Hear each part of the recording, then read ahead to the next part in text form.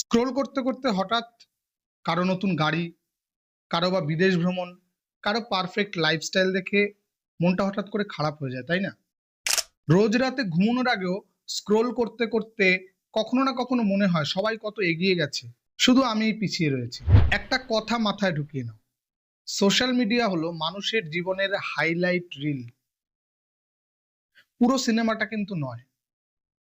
কেউ তার রাত ৩টে ডিপ্রেশন, ব্যাংক ব্যালেন্সের শূন্যতা অথবা জীবনের কোনো ভাঙা টুকরো কিন্তু সোশ্যাল মিডিয়াতে পোস্ট করে না।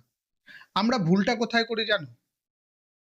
কারো সাজানো ৩০ সেকেন্ডের পারফেকশন আমাদের জীবনের ২৪ ঘন্টার কঠিন বাস্তবতার সঙ্গে গুলিয়ে ফেলি। রিলস দেখা কমাও, রিয়েল লাইফে ফোকাস করো, কারণ তোমার জীবনের লড়াইটা শুধুমাত্র তোমার। আমি দ্য বংম্যান, দেখা হবে জীবনের আরো একটা গল্প।